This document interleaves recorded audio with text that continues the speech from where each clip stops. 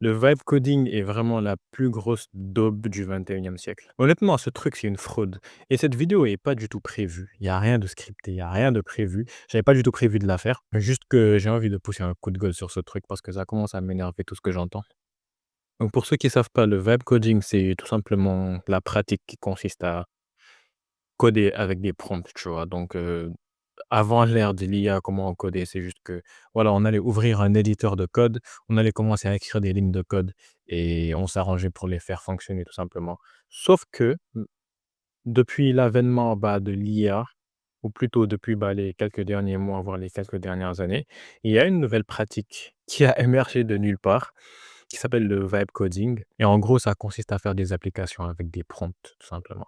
Donc, plutôt que de se casser la tête à écrire des lignes de code, à tout simplement les taper et la pratique du vibe coding, elle consiste à quoi? À juste énoncer ce que tu veux dans une IA générative de, on va dire, de sites web ou d'applications web, tout simplement. Et moi, ce qui m'énerve le plus, c'est pas la pratique en soi. Au final, c'est un petit gain de productivité parce que tu peux quand même générer pas mal de lignes de code très rapidement. Tu pourras jamais écrire aussi vite que l'IA, quoi. Tu pourras jamais taper des lignes de code aussi vite que l'IA. Mais moi, ce qui m'énerve, c'est tout ce qu'on m'en dit. Donc voilà, il y a des gens qui vont sortir de nulle part et te dire que le vibe coding, c'est le futur et qu'on n'a plus besoin de coder en 2025. Mais wesh, ce qui me fait le plus mal dans l'histoire, c'est que c'est souvent des personnes qui n'ont aucune expérience en développement. Souvent, c'est des personnes qui auront quelque chose à vous vendre. Donc, ils vont venir vous dire, qui vont venir vous promouvoir, surtout dans le space dans lequel je suis, dans le space de l'IA. Il y a des gens qui vont vouloir vous promouvoir le fait que on n'a plus besoin d'apprendre le développement. Voilà, je vais vous donner un petit exemple. Donc, supposons on a une personne A qui va venir sur ses réseaux sociaux et qui va venir vous dire que, c'est pas nécessaire d'apprendre à coder tout simplement. Donc en fait, il y a des gens qui ont un intérêt, qui ont quelque chose à vous vendre, qui ont des programmes, je sais pas moi, des formations, qui ont des programmes d'accompagnement à vous vendre et qui vont venir vous promouvoir ou plutôt, je ne vais pas utiliser le mot promouvoir, qui vont faire une propagande parce que voilà, il faut utiliser un terme qui a une connotation négative parce que c'est pas bien, selon moi.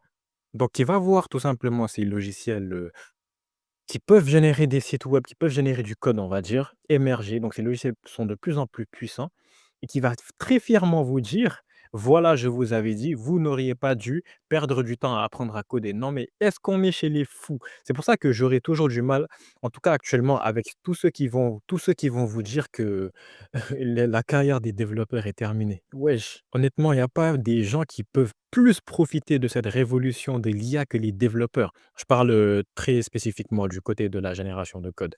Il n'y a pas de personnes qui peuvent plus en profiter qu'un développeur expérimenté. Un développeur qui a mis du temps à apprendre les bases, à comprendre les différents concepts. Personne ne peut mieux exploiter cette révolution que lui. Parce que lui, en fait, il va pas être en dessous de l'IA, il va toujours être au-dessus de l'IA. Il va utiliser l'IA comme un moyen d'augmenter sa productivité, de coder beaucoup plus rapidement, mais il aura toujours le contrôle. Parce qu'il a l'expérience, parce qu'il a la compréhension de ce qu'est la programmation, de ce qui est le code, de ce qui est l'algorithmique. Mais en fait, moi, ce qui m'énerve, c'est quand on essaye de mettre dans la tête des gens que ça sert plus à rien de coder. Comment ça sert plus à rien de coder? On n'en est pas à un stade où l'IA peut te générer une application ultra robuste. L'IA est limitée dans le nombre de tokens qu'elle peut générer, qu'elle peut utiliser. Ça n'a aucun sens de prétendre que l'IA peut nous générer n'importe quoi. C'est pas possible. Et surtout les gens qui font ça aujourd'hui, donc ils font le vibe coding, mais ils le font d'une mauvaise manière. À la limite, tu essayes de dispatcher, on va dire, de diviser un projet, un large projet en plusieurs petites sections, mais si tu essayes de faire générer à l'IA tout un projet du premier coup direct comme ça, mais l'IA, elle va halluciner. Donc voilà, moi ça m'énerve juste de voir des gens qui ont juste, voilà, dans leur propre intérêt, des gens qui n'ont jamais travaillé dans le développement, qui n'ont jamais programmé aucune ligne de code, qui osent venir vous dire qu'apprendre à coder en 2025 ou que le code et que les développeurs, ça sert plus à rien. Mais moi, ça me rend fou, tout simplement. Ils font ça tout simplement pour leur intérêt, pour vous vendre que on est à l'ère du no-code, on est à l'ère de l'IA et que tout est subitement devenu simple. Ah bah, moi, je vais vous dire une chose, si tout est devenu simple, sachez que c'est pas devenu simple que pour vous, c'est devenu simple pour tout le monde. Déjà, je suis pas d'accord avec le fait que les choses sont devenues simples, faciles, terre à terre. Je dirais plutôt que la barrière à l'entrée, elle est plus basse qu'avant. Mais de là à dire que les choses sont devenues simples, non. Mais admettons encore que les choses soient devenues simples. Bah, dites-vous que les choses sont devenues simples pour tout le monde et que si tu veux vraiment avoir un avantage concurrentiel en 2025, tu peux pas juste te contenter de la base. À bout d'un moment, il faut être ambitieux. Enfin, je sais pas, à part si vraiment ce que tu souhaites, construire, c'est des choses vraiment ultra basiques. Mais si tu as une certaine ambition, tu as une certaine vision, tu veux vraiment construire de gros logiciels, de grosses applications, de gros projets, de grosses choses tout simplement, mais tu peux pas tout simplement te contenter d'une IA et du vibe coding. C'est absurde selon moi. La créativité, c'est pas quelque chose qui voilà, la créativité et l'IA encore actuellement, ça fait 2. L'IA est très, très, très loin d'atteindre la créativité humaine. La preuve, quand vous allez demander à une IA de vous générer du code, de vous générer un site web, une application web, n'importe quoi, vous allez voir que c'est toujours le même design qu'elle va vous donner. Alors là, je parle même pas de la partie encore, la partie back-end, la partie de la base de données, la partie de la logique métier qui fonctionne derrière. Là, je te parle juste encore de l'interface, tu vois, le design, le dessin. Tu vas voir que l'IA, souvent, c'est les mêmes types de design qu'elle va te générer. Voilà, c'est comme si c'était des templates en fait. Voilà, c'est toujours des cases, des carrés avec du texte en dessous. Vraiment, l'IA n'est pas créative. Faut que vous compreniez ça, les gars. D'ailleurs, moi, j'ai des avis très tranchés sur l'IA. C'est pas parce que c'est pas parce que j'utilise l'IA sur ma chaîne et que, on va dire, je fais la promotion de ça, que je vais dire que du bien sur l'IA. L'IA n'est pas une baguette magique. S'il y a des points qui sont négatifs, bah, écoutez, je vous l'ai dit tout simplement. L'humain apprend avec les erreurs. Mais si tu refuses de faire des erreurs, si tu refuses d'apprendre, si tu refuses le processus, comment tu peux souhaiter être bon et réaliser de grandes choses?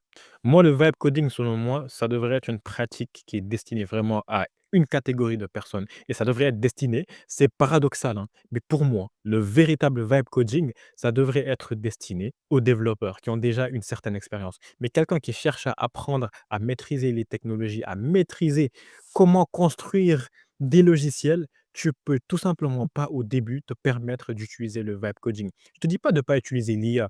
L'IA, c'est cool. Tu peux l'utiliser l'IA en tant que tuteur parce que l'IA, bah, elle est capable d'être personnalisée à toi, à tes difficultés, à ton parcours, à ton profil. Aujourd'hui, si tu apprends la programmation dans une école, dans une université ou que tu apprends la programmation à travers une formation en ligne, bah, le formateur, il peut tout simplement pas, je parle bien d'une formation et pas ton accompagnement, le formateur, il ne peut pas s'adapter à chacun des viewers, tout simplement, ou des personnes qui suivent son cours. Alors que l'IA, bah, elle est bel et bien capable de s'adapter à toi, tu vois. Pour moi, l'erreur, c'est vraiment de demander à l'IA de faire les choses à notre place. Mais je ne dis pas qu'on ne devrait pas inclure totalement d'IA dans notre processus d'apprentissage. Un développeur qui est expérimenté et qui comprend vraiment la logique derrière les choses, il peut se permettre d'utiliser l'IA parce que si jamais l'IA elle déraille, lui, il a la capacité de comprendre. Il a la capacité de comprendre que, OK, là, si je laisse ça passer comme ça va ralentir la performance de mon code. Mon code, il est plus optimal ou il y a certaines redondances. Et voilà, étant donné que l'IA, tu ne peux pas tout simplement lui donner un gros projet, lui demander de tout faire, elle va tout simplement halluciner. Tout ce que tu peux faire, c'est vraiment, diviser ton projet en plusieurs petits modules, plusieurs petites étapes et demander indépendamment à l'IA de coder ces différentes étapes-là. Sauf qu'il y a de gros risques, ou plutôt de gros risques d'y avoir des redondances, étant donné que l'IA, elle n'a pas cette vision globale. Il y a que toi qui possèdes cette vision globale du projet. L'IA, elle a pas cette vision large, tu vois? Donc si tu demandes à l'IA de te coder une petite partie d'un gros projet, bah, elle va te coder cette petite partie, mais elle n'a pas idée de tout ce qui doit être généré à côté. Du coup, peut-être il y aura des choses qui vont être redondantes, il y aura des choses qu'elle va mettre dans chacun de ces différents modules et c'est pas optimal, tu vois? Ou encore pire, des problèmes de sécurité. Si tu as vraiment par exemple, aujourd'hui, il y a des gens qui vont vouloir lancer des SaaS. Mais est-ce que vous avez idée de la complexité de ce qu'est un SaaS? Aujourd'hui, les gens se lèvent de nulle part et veulent lancer des SaaS à 100% générés avec l'intelligence artificielle. Pensez vraiment que si c'était aussi simple, les gens allaient engager des équipes de développeurs à 100 000 $ pour développer un SaaS. Mais ça va pas ou quoi? Donc voilà, selon moi, c'est l'un des gros désavantages de l'émergence de l'IA, quoi. Ça nous rend paresseux. On devient vraiment paresseux intellectuellement et ça m'énerve. On refuse d'apprendre et ça devient vraiment contre-productif qu'on bénéficie d'innovations aussi incroyables, mais que ça ne fait que nous enfoncer, en fait. C'est comme les réseaux sociaux, en fait. C'est une invention, mais unique. C'est une invention incroyable. Mais aujourd'hui, les réseaux sociaux, ça a plus d'effets négatifs sur nous que d'effets positifs. Voilà, on a des problèmes d'addiction, on a plein de problèmes, c'est pas le sujet de la vidéo, mais bon. L'IA nous rend vraiment paresseux et je pense qu'on ne devrait pas tomber dans ce piège-là et surtout tomber pas dans la même erreur que moi qui, à cause de ces gens qui ont quelque chose à vous vendre en ligne, à cause de ces formateurs, et cetera, je me suis mis à douter de l'importance et de la pertinence, actuellement, d'apprendre la programmation, d'apprendre les concepts de base, les concepts fondamentaux. Parce que tout simplement, je me disais que voilà, ça sert à rien parce que j'écoutais des gens qui avaient l'air justement, qui avaient l'air de savoir ce qu'elles disent, alors que ces personnes n'ont jamais codé une ligne de code et elles osent venir dire, je sais pas c'est la combien de fois que je lis dans cette vidéo, mais tu as le culot de venir dire que coder ça sert à rien. Mais moi, je suis choqué en fait.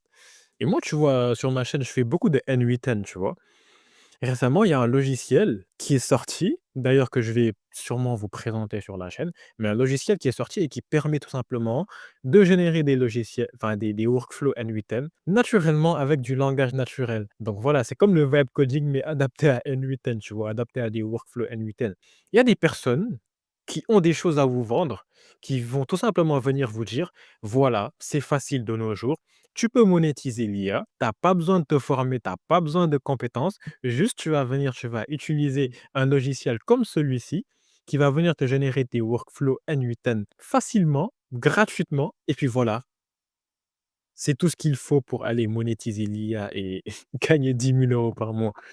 Pour l'amour du ciel, n'écoutez pas ce genre de discours et sincèrement, formez-vous. Il n'y a rien qui vaut la peine d'être eu qui soit simple. Justement, à l'ère de l'IA, les développeurs qui savent ce qu'ils font, les développeurs qui sont expérimentés, ils valent encore plus. Ils sont absolument pas prêts d'être remplacés dans l'IA. Et ça, vous verrez d'ici quelques années.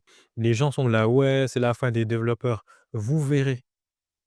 Vous verrez d'ici 2 à 3 ans, est-ce que c'est la fin des développeurs ou est-ce que au contraire, ils n'ont pas été encore plus mis en valeur, étant donné que tout le monde se contente, de la solution de facilité, plus personne n'apprend, tout le monde se contente de choses comme le vibe coding, mais derrière les vrais développeurs, ils deviennent de plus en plus rares et ils deviennent de plus en plus précieux tout simplement. On va vers une ère où l'IA est capable de faire quand même une bonne partie des tâches, je dis pas le contraire, il faut le dire. L'IA pour de la main-d'œuvre, elle est très bonne, dans le sens où, elle peut te générer des choses très, très, très rapidement, tu vois? Mais est-ce que vous ne pensez pas que dans un contexte comme ça, on n'a pas encore plus besoin de personnes qui soient capables de comprendre ce que l'IA va nous générer?